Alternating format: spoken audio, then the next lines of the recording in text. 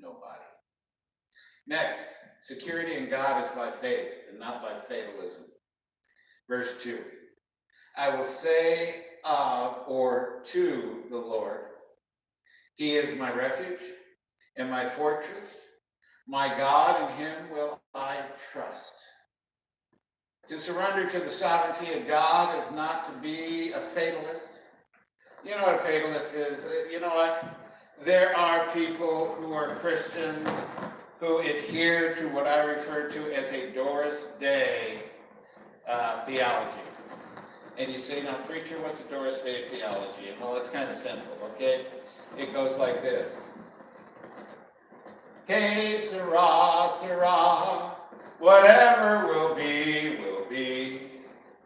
The future's not ours to see. Que sera, sera. That's a fatalist mentality.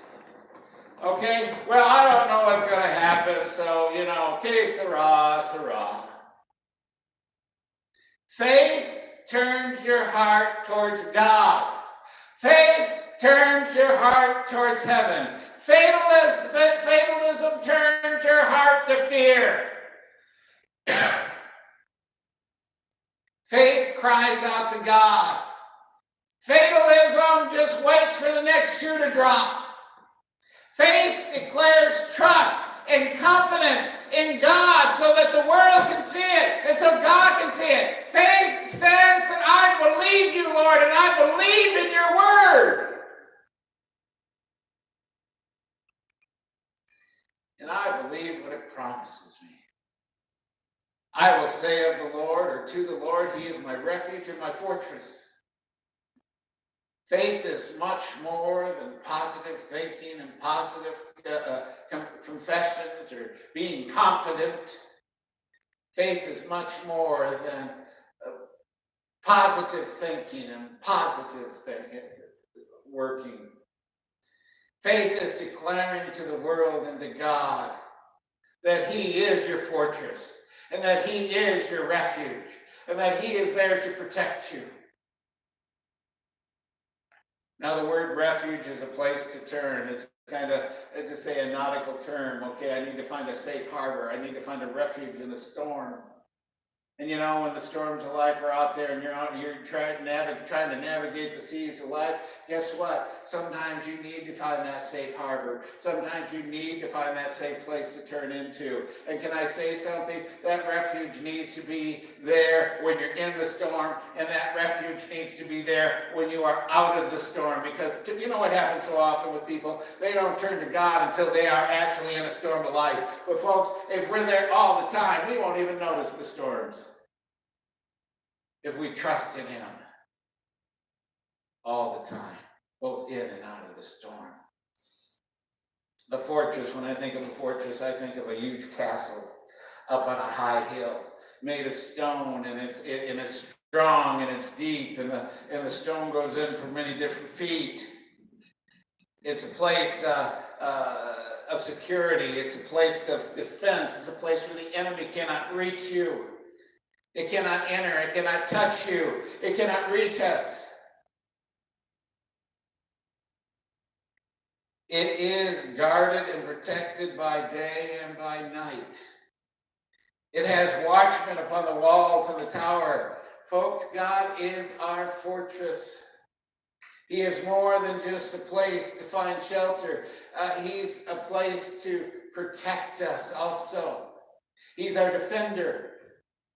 He surrounds us with His presence like the high walls of a castle. He sets His watchmen, His angels, over us.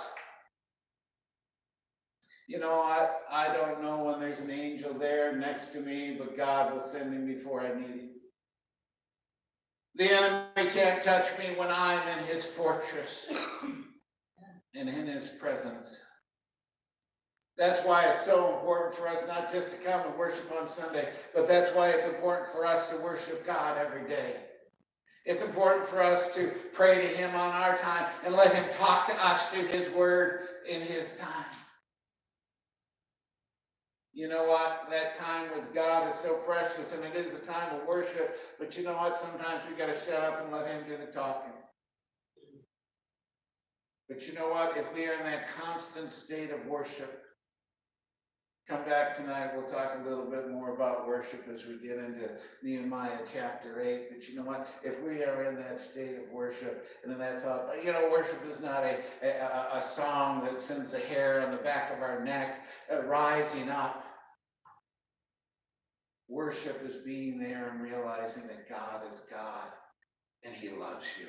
Amen. And that he wants to have a relationship with you. And he wants to speak to you. And he wants to hear from you. That's worship, people. Next, we are secure from the snare of the trapper. Verse 3, surely he shall deliver thee from the snare of the fowler and from the noisome pestilence. Now, a fowler is a trapper he's a hunter who lays out traps. And snares are hidden all over the place. The snare of temptation is out there. The snare of people talking about you is out there. There are so many snares out there that Satan has laid out there before you, and yet he is there to protect you from those traps that have been laid for you. Verse 4, we are secure under his wings. He shall cover thee with thy feathers, and under his wings shalt thou trust. His truth shall be thy shield and thy buckler. Now Jesus said of the imminent fall of Jerusalem in Matthew chapter 23, he spoke and he says, as he looked over the city and wept over the city of Jerusalem, he said, how often I have gathered my children together, even as a hen gathereth her chicks under her wings, and ye would not come.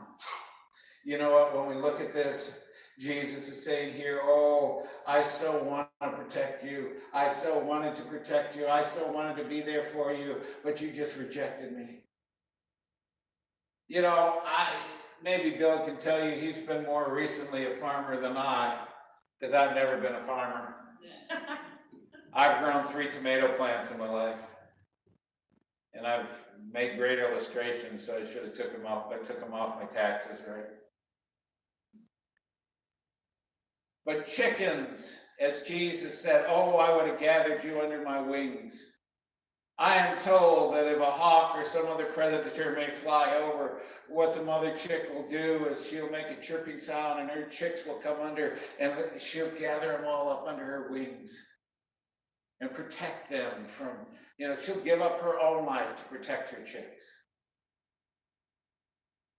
There's a certain security to the chicks being under their mother's wings, but also it's warm under there.